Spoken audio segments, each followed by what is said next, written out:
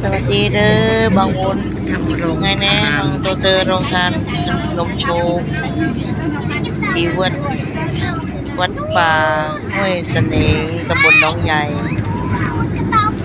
กำลังเดินเพลาอนุโมทนาสาธุจุ่มคะเนียเด้อบางโอนตัวเดินคะเนียของใหญ่แล้วก็ทีมงานยมเมียตะเทือนโรงทานในนามวัดบ้านละลมครูจำตะเทือนโรงทาน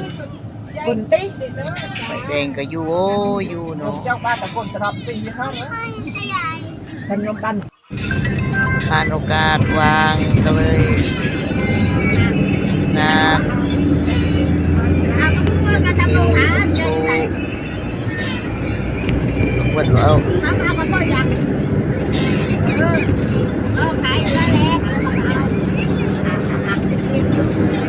กำลังเดิมเรานี่คือคนเด็กคนตะเกียบคุณไปแจ้งว่าก็ดูความรู้นึกที่เราตะเกียบตะตีคือโมบุกปูนมันเติมเต้นเจริญเลยเอาเลยจ้าดาวเวทเลยถึงสนามวัดแล้วบริเวณวัดแล้วโอ้นี่อดเร่ยังกำลังเนียนวัดเอาก็สร้างเจริญโอ้เจริญเงินเราล่าโอ้นี่เราล่าเมียนตาเนาะคิวยังกระปุงสร้างคนยังบูก็ล่าเนาะดาวเวทเลยถึงแล้ววัดป่าห้วยเสน่ห์วัดเอาอีกเอากระสบกระเทยจะได้กระครบคือบนครั้งที่สองพวกนี้มาโยโรงทานไม่เยอะเต่าเลยเอ้ยสร้างบอนกับแคบเดิมบอนระวะระวิงทุ่มแต่สักไงกันวัดเจริญเฮ้ยสิกะ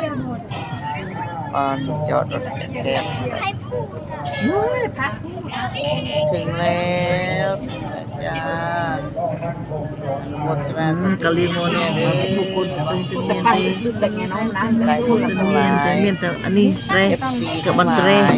เมียนวัดนี้กับบอดตาม99 บาทนะครับป้ากันนี่เด้อมาชมบริเวณข้างบนนะครับคุณยายถอดรองเท้าไว้ตรงบันไดทางขึ้นแล้วก็ขึ้นข้างบนนะครับไปทอดผ้าเพื่ออุทิศส่วนกุศลให้กับหลวงปู่ซึ่งวันนี้เป็นวันครบรอบ2 ปีที่หลวงปู่ละสังขารลาจากพวกเราไปถ้าหลวงปู่ยังอยู่วันนี้หลวงปู่จะมีอายุครบ87 ปีเต็มกับพี่น้องพวกเราศิษยานุศิษย์หลวงปู่เดี๋ยวคุณพ่อกับคุณแม่จากบ้านบึงชลบุรีจะเดินนะครับจะเดินผ่านเพื่อต่อยอดใครจะช่วยเดินหน่อยไหมครับคุณครูไทยเนาะเดินไปท่านนายกท่านเลขาทางนู้นก่อนท่านใดประสงค์พระอาจารย์เอกชัยชยเมธีจากวัดสุวรรณวิจิตรนะครับวันนี้ก็มาช่วยดูแลพิธีการร่วมกับท่านพระอาจารย์พุทธศาสนเมธีนะครับที่ด้านบนศาลาการเปลี่ยนเพื่อให้พิธีการของเราเป็นไปด้วยความเรียบร้อยพี่น้องท่านที่เป็นเจ้าภาพหลายปัจจัยพระคุณเจ้าในงานต่างๆในช่วงพิธีการขออนุญาตเรียนเชิญทุกท่านที่ด้านบนส่วนท่านใดไม่สะดวกที่ด้านบนศาลาท่านจะนั่งที่กองอำนวยการมีเก้าอี้อยู่ทางนี้ด้วยก็ได้นะครับขอบคุณคณะครูจากทั้ง3 โรงเรียนครับบ้านหนองใหญ่โชคบ้านควรนะครับช่วยดูแลอำนวยความสะดวกกองอำนวยการให้กับพี่น้องได้เช่าบูชาดอกไม้ธูปเทียนผ้าไตรจีวรเพื่อทอดถวายแด่สรีระร่างหลวงปู่นะครับท่านรับดอกไม้ธูปเทียนผ้าไตรจีวรแล้วนะครับก็ไปปิดทององค์หลวงพ่อเพิ่มพูนนะครับอาจจะอยู่ลึกหน่อยท่านต้องเอื้อมไปให้ถึงองค์หลวงพ่อนะครับ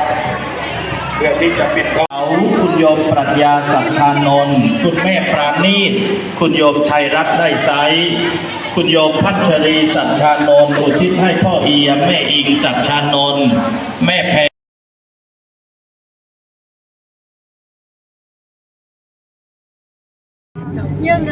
กลับแล้วเสร็จแล้วค่ะโรงทานวันนี้เสร็จแล้ว จะกินแหละได้เวลาก ลับบ้านจ้า กลับบ้านแล้ว เนี่ยเรื่องมันเงี้ยก็หนังพวกเดินเป็นนาลีรูปของเงี้ยเพราะฉันจะโกรธเรื่องแก้วในกระด้าง เห็ดกระด้างจะไงเนาะโยโมตรำมันกระโปงกระลุกกระใบ